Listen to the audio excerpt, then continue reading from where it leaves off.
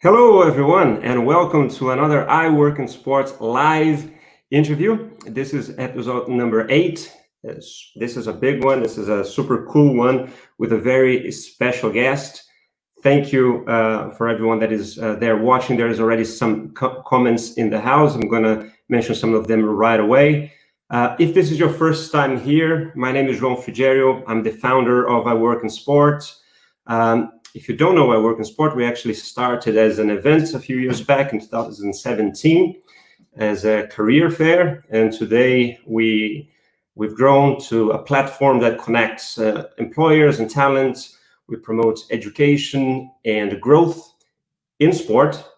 We're happy to have you here, and the iWorkinSport live interview is a show where we bring in accomplished sport business professionals who come here to share their knowledge, their experience, tips, and advice in order to help you succeed in your career. As I said, today I have a very special guest. Let me just check a few comments here. There's Jimmy from Zurich, Ali as well from Zurich, Mats from Namibia, Andrea from Mexico, Gabe Andrade from Tokyo. Gabe was our interviewee last week. Mazen from Lebanon. Thank you everyone that is watching there. My guest today is Ricardo Fort, or as you may hear me calling him, Ricardo Fort, as we're both Brazilians, and this is how we, at least in parts of Brazil, would say. He is the head of global sponsorships of the Coca-Cola company. He's been there. This is the second time he's been a Coke. He's been prior in between working in another major companies such as Danone and Visa. He's a columnist for Forbes Brazil, and no doubt one of the biggest names in the industry, the biggest experts in sponsorship and marketing. I'm going to bring Ricardo in. Ricardo, hello. Thank you so much for being here. It's a pleasure to have you in the show. Good to talk to you. It feels strange to talk to you in English, but that's okay. We'll make it work. I should have told you. Well, I think I mentioned that we have a very international audience, so we're going to do. This is of course the first time that we're going to talk in English, so we're going to that. Thank you again for being here. You are one of the industry's favorites, for sure. With everyone that you talk about, Ricardo is only good things, how cool, kind, and generous you are, and of course, how much you know about marketing and sponsorship. So for me, it is a big pleasure to have you here. You're someone who I follow since the first time that we met back in 2006. Mm-hmm. Do you remember that? Of course I do. We're gonna do a quiz. Who remembers more? When we met, what were we doing? Yes. No, in fact, I was digging. I have actually a picture here. See if you remember this. Oh yeah, that was a good one. Can you see? It's a dinner with Scolari there in Portugal. There's someone else from FIFA and a colleague from Coke in Portugal. And that was the preparation. That was the Coca-Cola. The Coca-Cola Trophy Tour. Yes, that was the first edition of the trophy to the Coca-Cola, the trophy tour, the FIFA Coca-Cola Trophy Tour that we executed back in 2006. Since then, the program grew, and we've done 4 editions of the tour. The tour grew stronger and broader, and it has visited most of the federations that are part of FIFA. And that was the first edition, and I have very fond memories of that evening and that event in Portugal. Yeah, I was starting my career in sport. I had just finished my master's in 2005, and was one of the first chances that I got was actually with FIFA then, and then we met. Was a pleasure. And since then, I've been following your work. So I'm very happy to have you here. This is this is a channel primarily about career, right? Career in sports. So we're going to talk about sponsorship and marketing as well. But let's start. If you could give us a summary then about your career, how you started working in sports, and how you got to where you are today. Okay, well, there is no traditional path to sport, and in my case, it's not very different from most people that I know. I'm a civil engineer. I'm Brazilian, as you mentioned, civil engineer, and thanks to Unilever, my first formal job, I managed to transition from engineering to marketing, and I fell in love with trying to understand what people think, and I fell in love in crafting communication and marketing. Over the years, I worked for Unilever, I worked for Kellogg, and I always dreamed of working for the Coca-Cola company. Growing up in Brazil, it's it's the same in most countries, but Brazil in particular, Coca-Cola is a very strong. It has very strong presence, a very strong connection with sports and entertainment, and has always been a brand that was part of my life growing up. So I did wanted to work for Coca-Cola since I was 13, and I watched an advertising of Zico, the famous number 10 of Brazil, when he was about to go to Spain to play the 1982 FIFA World Cup. And honestly, I don't remember anything from that time in my life other than the FIFA World Cup. And I remember the brands that were talking about it. I remember what I was doing, what I was wearing, all my friends, and Coke was a very strong presence in that at that moment in my life. The commercial, the advertising that I remember was a remake of a famous American advertising called Mean Joe Green, where the player throws his shirt, he gets out of the field injured, and the kid offers him a Coke, and he gets the shirt of the player after exchanging with a Coke. And I was the same age of the kid. I wanted to be that kid. I wanted to be, to be that 13-year-old that got the Zico shirt. And I thought, well, one day I hope I can get closer to Coke and work for Coke. And it happened in 1998. I joined Coca-Cola in Rio de Janeiro. I worked for Coke in marketing, always in marketing, and never in sports up to that point. And for many different coincidences, I was involved in projects that led me to come to Atlanta in the headquarters of Coca-Cola to work in global entertainment marketing. And soon after, I think they thought, this guy is Brazilian, he must understand sports and football. So he offered me to transition to sports, and I managed global football for Coca-Cola for a few years leading up to the 2006 FIFA World Cup in Germany when we first met. Yeah. I couldn't believe that was a possibility of someone living like that, working in sports, and it was so different from every other thing that I've seen, and I really wanted to do it, but for things that comes to mind when you are younger and you are developing, and I thought that sports at that time wasn't going to be a career that will allow me to grow and to develop and to become. Everybody when it's in their 20s and early 30s wants to be a CEO. So I thought, well, I will never be a CEO if I work in sports. So I gave up on my passion, and I went back to work in the business, and I managed marketing for Coca-Cola in Brazil, and I went to India to manage marketing for Coca-Cola there in India and a few countries around India. I had a great experience, but I always missed sports. In 2011, I left Coca-Cola. I went to Danone for a year, still working in marketing, and I wasn't feeling good because I really felt that I was missing what I was passionate about. Then and for another lucky strike in 2012, a Visa invited me to join the company in San Francisco and manage their sports and entertainment relationships and advertising for sports and all of that. And if you remember, 2012 was the year right before the FIFA Confederations Cup in Brazil, 2 years before the FIFA World Cup in Brazil, 4 years before the Olympic Games in Brazil, and that was honestly was a dream job for anyone, and twice as a dream job to any Brazilian. So I went to Visa to San Francisco, and I was part of this process that led the company to develop all the work for these 3 events. And it was probably the best experience that I've had working, being in my country, working with the things that I love. And it was a great experience. And then in 2016, I came back to Coca-Cola, came back to Atlanta, moved from San Francisco to Atlanta. And I've been managing the global sports and entertainment relationships for the company since then. And, couldn't be happier. I do think I have the best job in the company. I do think that I have one of the best jobs in the industry.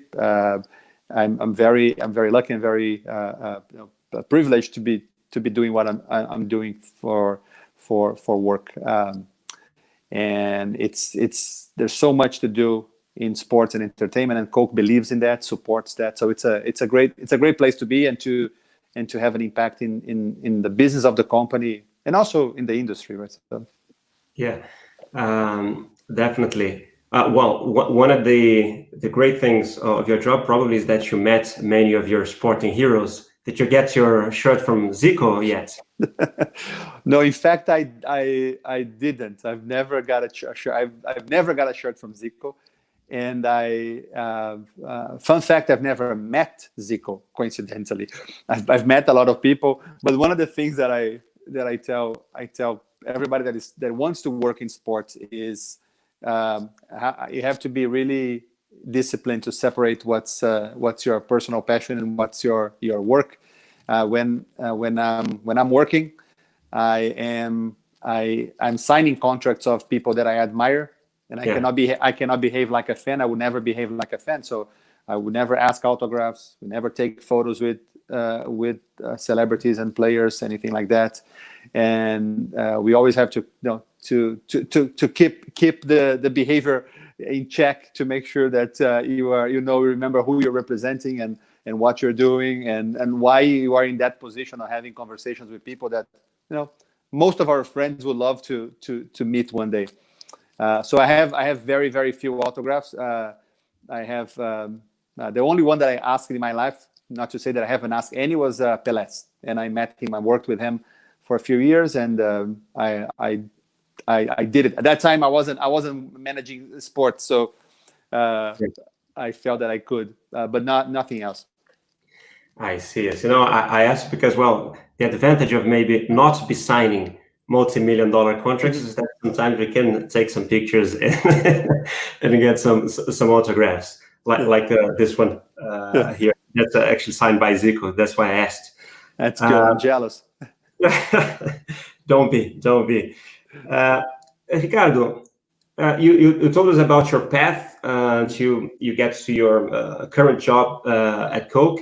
We're not really in normal times at the moment, but can you describe what is a normal day for you at your job? So what is it that you actually do? Maybe the primary responsibilities or tasks, or maybe describe a normal day.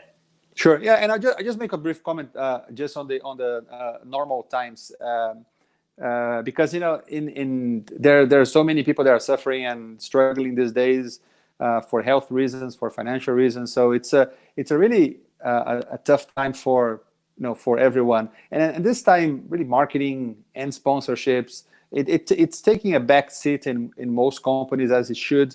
This is the time to pay attention in how we can help people, help the communities, help the cities, the governments that needs to do work to protect people's health and financials, and this is the priority for Coca-Cola today. So today it's highly unusual. It's not. We are probably as busy as we are in a normal day, but it's a different type of busy. One of the things about the work that I do is I have the chance to work with a lot of great, competent people. So most of my job is to make sure that they can do their jobs. So I work with our management team. I work with the partners, and to make sure that when something like the FIFA World Cup Trophy Tour needs to happen, we have the resources, we have the approvals, we have the alignment that is required to do any sort of project like that. So the everyday work of working with FIFA and working with the IOC and working with UEFA or with McLaren, I am involved. I meet them often because this is important for us and for me. The execution of most of the activities, they are with people in my team, and I have a great team here in Atlanta. I have people based in Argentina, in New York, and we have a team which is part of Coca-Cola Japan that manages the Olympic Games in Japan. We have a new team in China managing the Olympics, the Winter Olympics in 2022. We are about to assemble a team in the Middle East for the FIFA World Cup. So all of this is happening now. They are an extended part of the team, so we are working with them constantly to help them and to guide them to execute all the events. So the day is mostly working with different people in all these different projects and figuring out what kind of help they need and what I can do to open doors and facilitate the execution of the work. Great. As you mentioned, this is probably not as you said, sponsorship and marketing gets a backseat in the priorities of the company. So that's not different with Coke. So paint us a picture of how that affected your work, because you just described what a normal what happens normally. So how has that changed, and how the whole strategy of sponsorship at Coca-Cola changed, not having events to sponsor at the moment? It really, so the strategies they haven't changed, and I'm saying this because our look at sponsorships, it's always in the long term. So today, as we're speaking here, we have work going on for 2022, for 2024. Now we've met with the organizing committee in Paris, a few times. We have already met with the Los Angeles 2028 organizing committee, the USOPP, a few times. So our time frame for project management is much longer than most of other functions in the company and most of other sponsors. And because of that, we have a different view on what's happening in the short term, and we all hope that what's happening now is short term. And there are a lot of immediate impacts, like the postponement of events, like the cancellation of events. But we know that because we are a sponsor that are here for the long term, because we have long-term relationships with all these partners, the events are going to happen eventually, and we are going to benefit from them as we were supposed to do this year. So most of our efforts now is how we can help the IOC, how we can help the Tokyo Organizing Committee, how we can help the partners to do what they need to do, and at the same time that we capture the value, different types of value that we need this year, and plan for next year. So there's replanning. There's some logistical implications, of course. We have hospitality planning. We have the torch relay planning in Japan. So all of that requires some thought and decisions on how we're going to handle this later.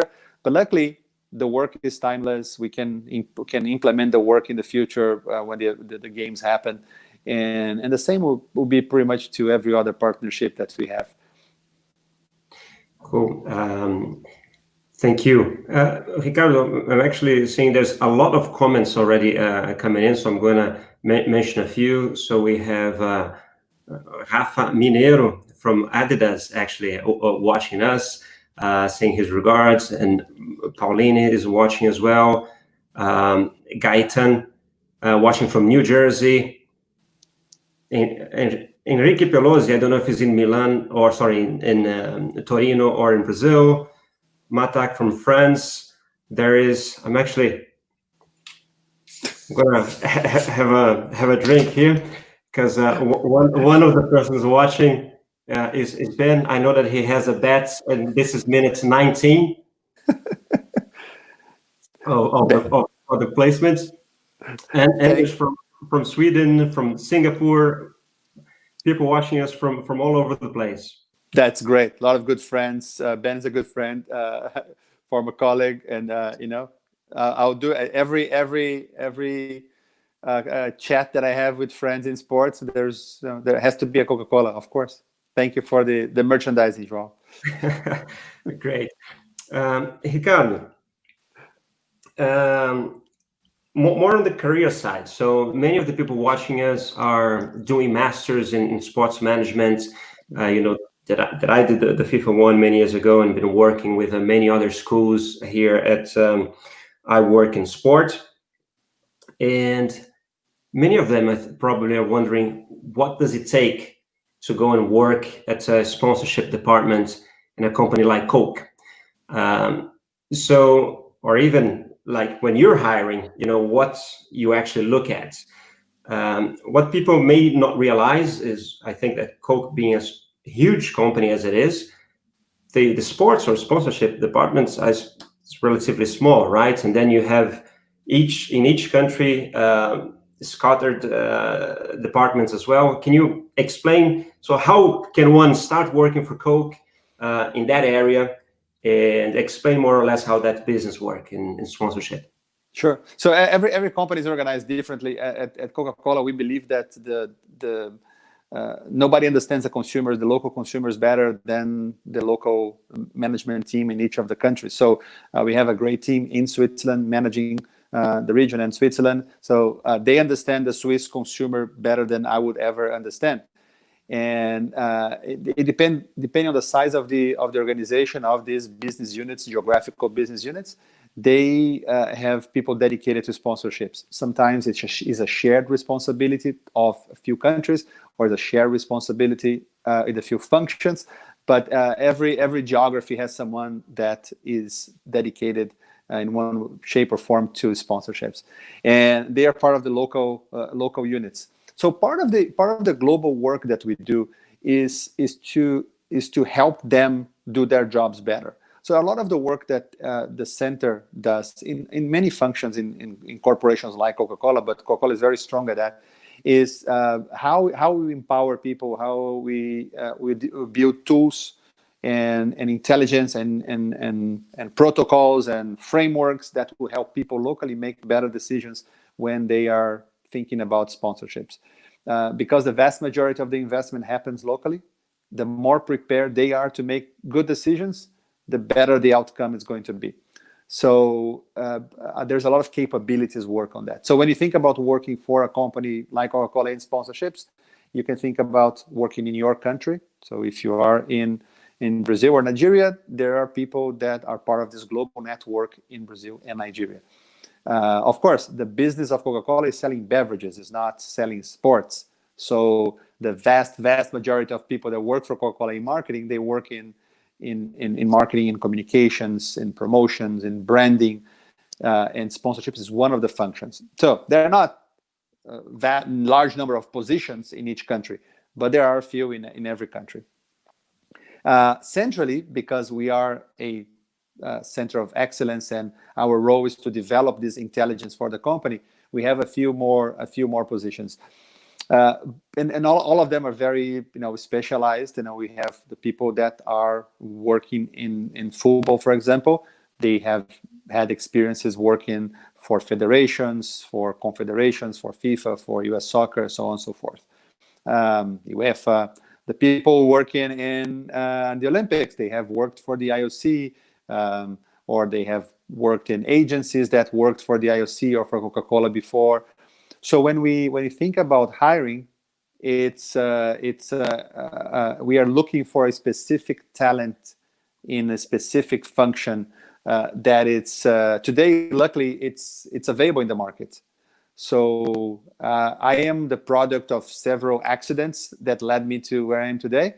But today, luckily, we have a lot of people which are more prepared than I was when I was in this stage of my career. So it's a very competitive market for anyone that wants to work in sponsorships. But having said that, well, it is I think that everybody that is watching today, that has done a master like you did, that is preparing and building their own capabilities, are ahead of the curve versus everybody else that it isn't. So all the people connected here today, they have an advantage, competitive advantage versus everybody that isn't, because one of the biggest currencies in our jobs are the references that we have from what's good and what's bad in the industry. And there's so much availability of information today that even if you're not working sponsorships today and you want to work in sponsorships, you can be very informed, and you can develop a good sense of what's good and what's bad. That will allow you to have an impact when you find your job. Okay, thank you. As I said, you have many fans, Ricardo. So Maggie sends hello from New York. Excited to hear from you. Says you're amazing, professional at all times. Thank you, Maggie. Rafael, who's Brazilian as well and works at Adidas, asks you, what's the most exciting projects you have done and why, and the most challenging? He also says he's been working for Adidas now and says, I think we worked together at the World Cup in Brazil when you were at Visa. Yeah, possibly. Thank you for the question. Adidas is a great partner, has been a great partner for Coca-Cola for many years, has been a partner for Visa too. I have lots of friends in Adidas in Germany and in other places, and I'm a loyal Adidas fan. We are, just a side note here, we respect a lot partners. So if a partner of an event is the official partner, we always respect it. We always wear them, use them, and make sure that we support each other. And Adidas is a great partner as well. Listen, I think that there are different levels of complexity of projects, and some of them are complex just because there are just too many people involved. So the FIFA World Cup Trophy Tour that we talked about is a very complicated project. Getting the FIFA trophy, which there is no insurance for that trophy, and traveling with it for 100 days, for 60 countries, with a crew of 30-40 people, and every day throwing events for 15,000-20,000 people, and visiting heads of state and visiting customers. It's an unbelievable amount of work, and the people that have done this in the past, it's a crazy job. But everybody that has done it loved it, and people they may not sign up for it again because you have to be away from home for 3 months, but it's a great job that allows you to see how people in every corner of the world interact with sports and consumes sports. So that's but more than the complexity, the projects that I loved the most are the projects that leave something for the consumers, for the fans. When we do something and that changes the way people see our brands, how they consume our brands, that is what we're all looking for when we do sports. And I keep repeating this because it's important that you know who you're working for, what your objectives are. It doesn't really matter for me if people at the end of the Olympic Games or the FIFA World Cup, they say, oh, Coca-Cola is the brand that everybody remembers the most. Because that is not what we're trying to do. We're trying to sell more beverages. So what I want to do is at the end of every event, I have recruited a lot of new fans, new consumers. I have told stories that will make them remember the brand and like and love the brand more than they did before, and that we were relevant, and we made the experience of the consumers, fans consuming football and consuming our products better, more special. So when you are capable to do this, it's a great feeling. And the Trophy Tour is one of them. There are other projects on the entertainment side that are great too. So we are now running a program called Coke Studio Sessions, where we are streaming concerts every day for 60 days. We started a little bit less than a month ago, and we've been doing this every night. So if you check on, it's an application called BApp, BEAPP, BApp, and every night there are concerts, right? So we are doing this, and people are locked home. We are offering entertainment, which is great. We are offering opportunities to make donations to the Red Cross, which is great.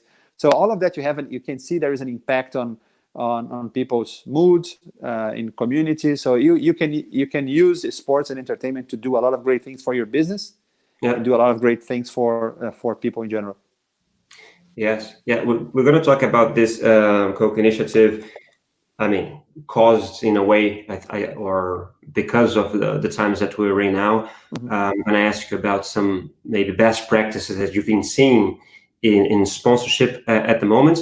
Before I do that, I'm going to actually ask everyone if you're enjoying the interview with Ricardo. Let's show our love and let's hit the like button. There also helps the channel, so would really appreciate if you do that. We have actually it's a large audience watching us now, and there's more questions there. I'm going to get to them. Just going back quickly to the Trophy Tour project, I think that's probably a special one because, if I'm not wrong, you've been involved from the beginning, right? From the concept of that project, which was not. I can't say for sure if that was the first one. If it is, you tell me.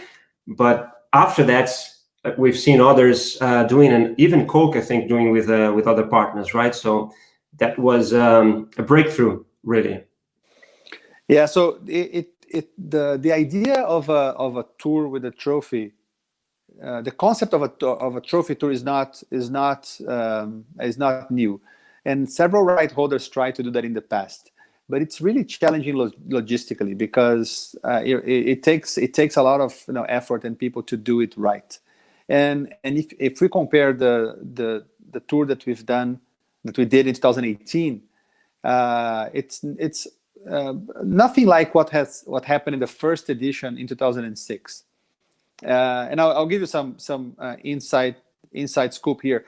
When we first had the idea of doing the tour, and the idea has been going on for a while, around in 2005 or 6, we finally managed to convince FIFA that was a good idea. This is a joint initiative between Coca-Cola and FIFA. The tour would never happen without both parts at a table. Right. And when and FIFA finally agreed with that because they saw the value of taking the trophy and engaging with people in a different way in more places, way before the FIFA World Cup started. So the first time we did it in 2006, I was managing global football, and I had to call people. I had to call country managers for Coca-Cola in several countries, trying to sell them the tour, because the tour only happens if the markets are investing. They have to promote the tour. They have to welcome the trophy. They have to engage with the customers. They have to do consumer events, all of that. And there is a cost for that. So I had to call all of them. And I remember calling the general manager in Nigeria and in Argentina, and then calling each of the presidents of Coca-Cola in all the countries, explaining what it was. This is how much it's going to cost. And half of them said no. They said, well, that's a horrible idea. That's never going to happen because nobody's interested to see this trophy. And the first tour, if I remember, I think we had 30 countries. Then people realized what it could be, because I remember Mexico, which has always been one of the strongest countries for Coca-Cola in terms of marketing, promotion, and activation. They do an unbelievable job. They partner with the broadcaster at the time, and they did a 2-3 days of promotions and events, and it was on air, and we took it to roundtable discussions, and the trophy was everywhere, and it really helped the Coca-Cola business in Mexico during that period of time. And then everybody noticed that and thought, we can do that as well. I mean, that would be great if we can do it next time. For that tour, it was over. It was not possible anymore. But the following tour in 2010, we brought the trophy to all the countries in Africa and a lot of countries internationally. So it was a very large tour. But we made the point of bringing it to all the countries in Africa because we thought it was important for the FIFA World Cup in South Africa, first one in the continent. And the same happened in Brazil, and in Russia was really, really great. One of the things that not many people see is because only former FIFA World Cup champions and heads of state can touch the trophy. Yeah. There's a great commotion when people, heads of state are close to the trophy and they know they can touch the trophy, but nobody else in their staff can touch the trophy. And it really makes them even more special, if you need to be more special than being a head of state or prince or king. So that is a privilege that very few people have. And that helps to engage with a lot of different people in NGOs and government and customers and consumers. So it's a great project in which we we are already working to do it again in the future. Cool. Yeah, that's a great project. Have good recollection of being involved in that back then, at least shortly in Brazil and in Portugal. I do have a few other questions, but there's a lot of questions arriving. So if I may ask you, and I know that you also have a meeting right after this, so we have a precise time to end. I'm going to try to go over a few questions here. And this is a direct, but it's not an easy one, because it's really, really hard to measure sponsorship. I mean, isn't it? So how does Coke do it? Yes, it's really hard to measure, and most of the ways of measuring are not translatable from one company, from one segment, sector, industry to another one. And it's probably the most important thing that we do here. Everybody can do events. Very few people can do measurement and tell your management the return on the investments of sponsorships. We can. And we can because we invested a lot in developing tools, and we have great people that are specialists in how to do this kind of thing. So today we can tell our management and the management of each country that if you do A, B, or C in this kind of event, you can expect to see that type of growth. And we have that measured, and we have the benefit of being strong in data for a long time. We have long-term partnerships. We have many events, and we have data for all of them, and we have data from all the countries that promoted them and the ones that did not. So we can easily compare what happens when a country promotes the Olympics or the FIFA World Cup. What's the impact of that in the business? Sometimes it helps to grow. Sometimes it helps to decelerate the decline of the performance of the business at the time. But there's always a positive impact, and we can measure that. We have tools that we developed ourselves, and every new sponsorship uses this tool to predict the impact and also to measure the impact after the fact. If I understand correctly, basically based in historical data that you have from all markets. Yes, mostly historical data, but also current conditions. So depending on the country, depending on the region, depending on the mood of consumers, all of that are part of the equation. Okay. Anders Davidson asked about actually Coke's involvement with golf. So we've been partnered with PGA Tour for a long time. Will it be within your strategy to get involved with golf anywhere else in the world? And that could include female events? Yeah, so the golf for Coca-Cola, there is involvement in Coca-Cola in the United States mostly. In other countries, it's more limited. Japan has done some work. South Africa has done some work.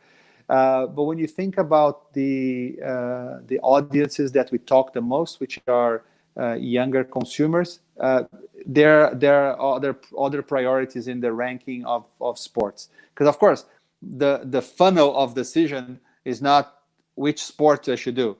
Is looking at everything that I can do. I can talk about Christmas, and I can talk about Coca-Cola during meals. I can talk Coca-Cola during the breaks.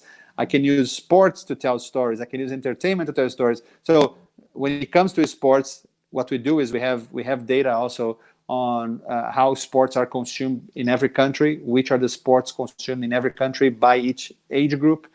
So depending on the priority of that country, who they want to talk to, there is a specific priority of sports. And then we look in the market to see if we have anything available that can help them. If we need to acquire something, then that's the decision process. And sometimes golf is a great tool in some places, and it's not a great tool in some others. So we use it whenever it makes sense for our business. And here in the United States, it makes sense. So Coca-Cola North America has partnerships with the golf industry and with players, etc. And as you mentioned before, right, each country as well has some autonomy to get involved in their own sub-sports, and it has a lot to do with each market, right? Mm-hmm. Yes, correct. I want to go back to the current situation we're living in, which is the COVID and the pandemic. So I'm going to actually already ask two questions about it. So one, I would like you to point out, you mentioned already one of Coke's activation and some sponsorships doing the events, the lives, concerts. But what are maybe others best practices in terms of sponsorship that you've seen recently? And what will sports sponsorship look like after this is gone, or when sports resume? I heard you say that in terms of sponsorship in itself, probably doesn't affect much because the audience is always much larger, on TV than on stadium. You can elaborate more about it, but maybe even looking a bit more in the longer term, what you think it will look like, if it will change anything at all, and how.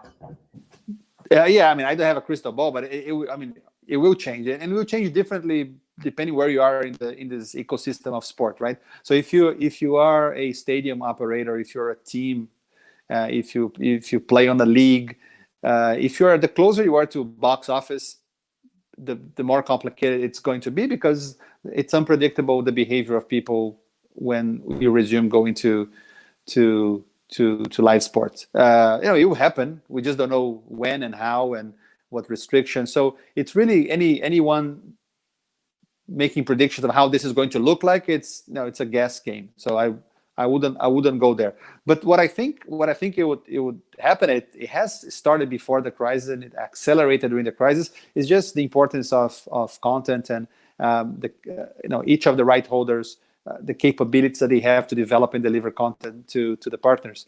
In a lot of countries, and our country, Brazil, is a typical case of that. A lot of the sports industry is based on visibility. So the industry sells boards and names on shirts, and that's level one of sponsorship. When you think about developing experiences with sports that allow people to do more and to experience, to consume sports in ways that they wouldn't otherwise without the brands, many countries are still lagging behind this development. Of course, if you come to developed markets in sports, stronger sports, more established markets in sports, the offer is there. So a lot of the leagues in the United States are great at doing this. They've been doing this for a long time. A lot of the strongest, more established clubs in Europe in football, they have been doing this for a long time. So there are great things that were happening before, and they just got better now during the crisis from people that were structured, staffed to do it. Others are catching up to try to come up with an offer that makes sense right now.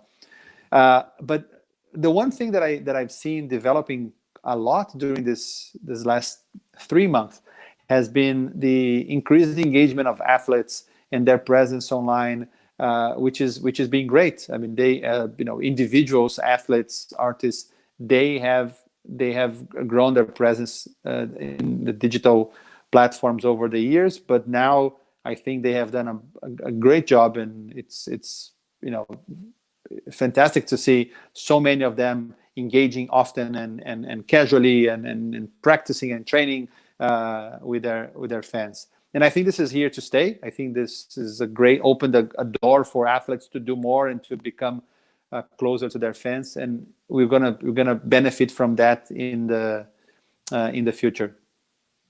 Is this trend risk for traditional rights holders?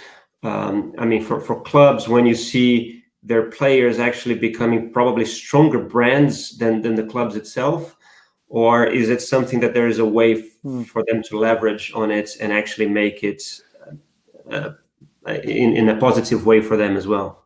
No, I don't think. I mean, this is an industry of collaboration, and no single entity alone can do as good as everybody working together. So the best clubs, they work together with their athletes, and sometimes they share the ownership of the commercial rights. Sometimes they don't, but I mean, they have to facilitate. And the other thing which is important is particularly in football or soccer for my American friends, the consumption of football is very different by region. So in there are regions where people consume football through the athletes, and the smarter clubs know this, and they are marketing their clubs, their brands through the athletes in Asia, in the Middle East, because the celebrities are very important, are disproportionately important. In other regions, the club is very important. So if they understand this, they are marketing, the clubs through the club brand, using the players, but primarily through the clubs in other regions. In Europe, in Africa, is like that. In Latin America, is like that. So, or if you go to Australia or North America, grassroots is very important. So there's a lot of camps from clubs. So there is not a single answer, and everybody has to help each other to make sure that at the end of the day, that organization wins. And if the club is successful, their players are going to be successful, their commercial partners are going to be successful, and I think that the best, the savviest commercial clubs have been doing this already, and hopefully more will do in the future. Okay. In addition to, so actually going back to a previous question that I asked about maybe other activations that you thought was some good ideas in terms of sponsorship. You mentioned the Coca-Cola one. Is there any other that you would mention that you thought, oh yeah, this is a cool way to do things? I'm a fan of a lot of brands. I mean, we talked about Adidas. The sports industry does, the sporting brands, they do a lot of great work. It's great to fall in love with the work that Adidas does, that Nike does, and Puma and Under Armour. There are great cases there. Other segments, the Heineken has been doing a consistent great work lately. I love the work they do with the Champions League. Of course, it's hard not to like what they do with the Champions League.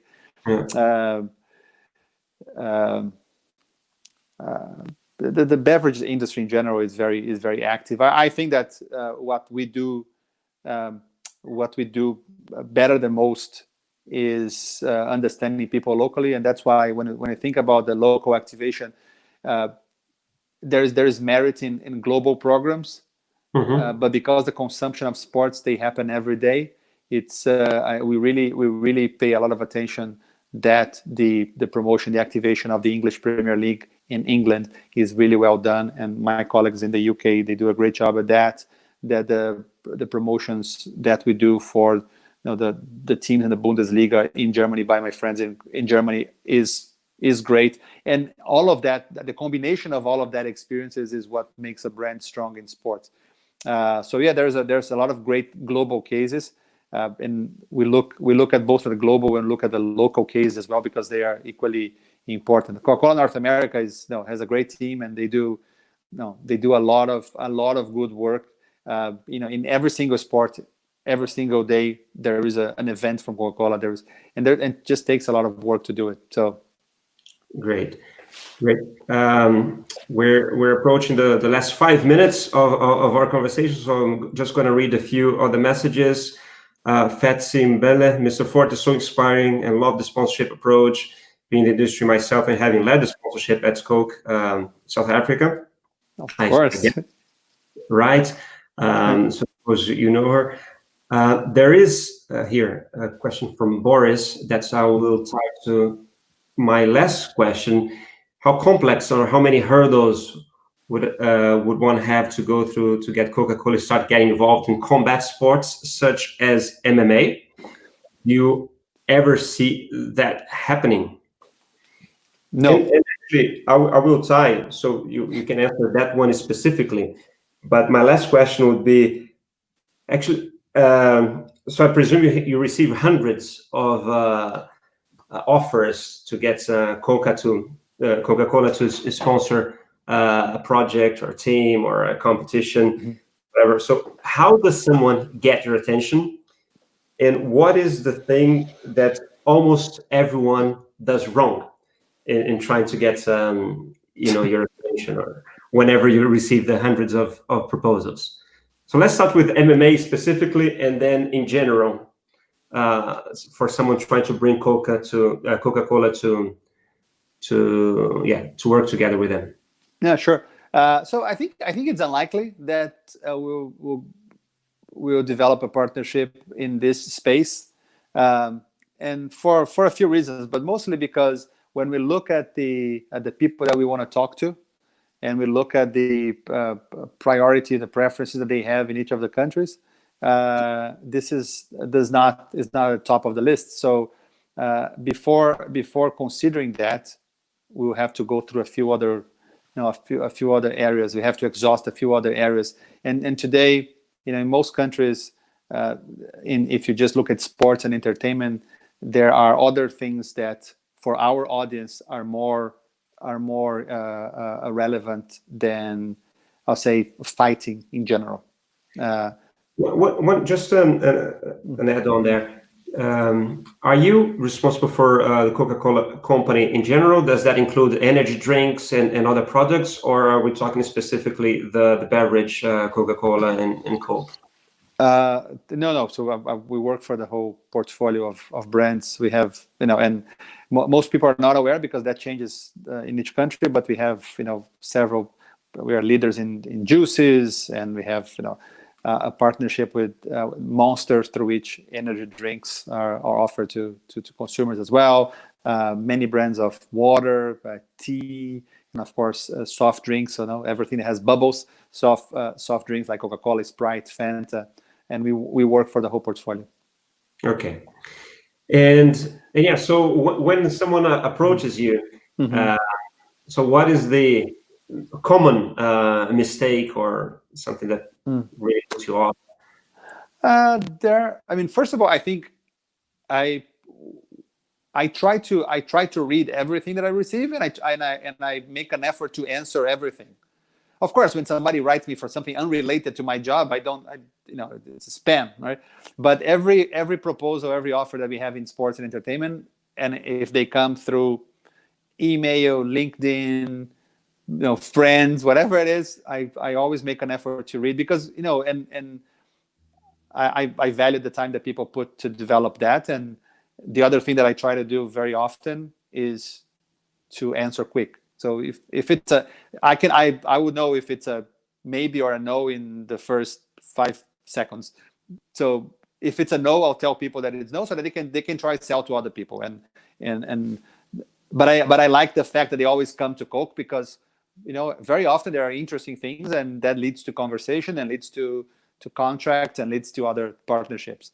So I guess my favorite mistake is not putting the effort to understand what we are trying to do.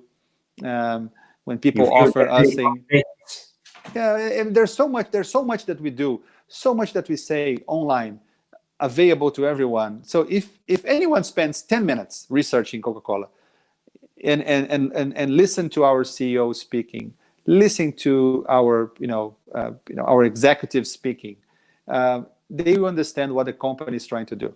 And every proposal needs to be connected with that, because otherwise, there is no purpose in doing this. So if you put the effort, and sometimes it the idea may not work for us, but you can see the effort, and you can see that. So I value that, and I think this is the right thing to do.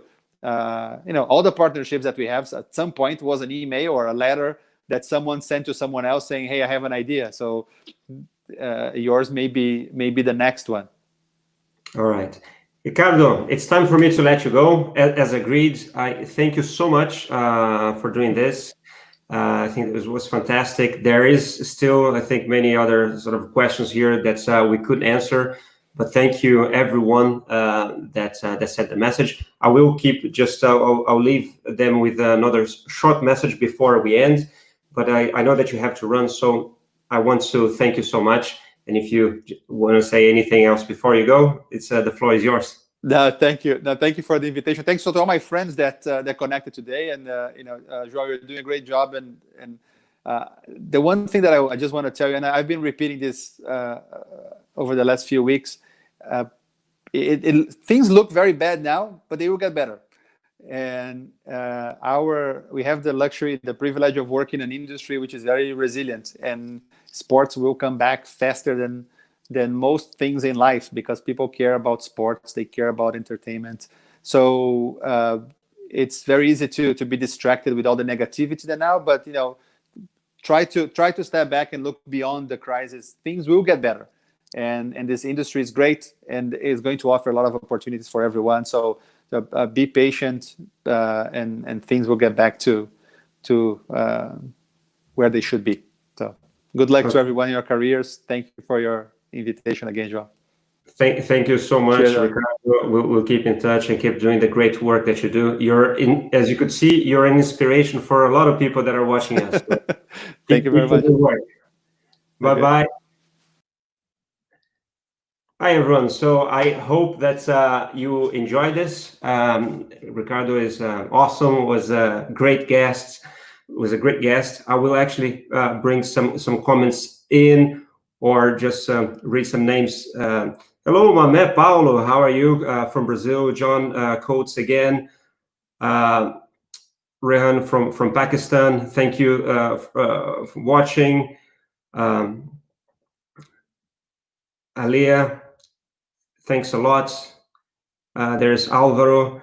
Well, before you go, if I could ask you if you enjoy this, you want to hit the like button, that will support the channel. That will be super cool. If you want to be informed about the next interviews, click the bell sign, just to let you know. If you want more information about iWorkinSport, you go to iWorkinSport.com. We're also in these social media platforms: YouTube, Facebook, Instagram, Twitter, all iWorkinSport. The LinkedIn one is actually LinkedIn /company/iWorkinSport. Another thing that I've been forgetting to tell you for the last 3 weeks, we have a podcast as well, which for the moment, we're bringing these interviews that we're recording and making in the format of podcast as well. So if you can't watch the whole thing, you can listen to that while you go for a run or something in Spotify, iTunes, and Google. So I think this is it from me. Thank you so much for everyone who participated. If I couldn't read all your names, or comments, there were too many. But I look forward to seeing you again. Thanks a lot.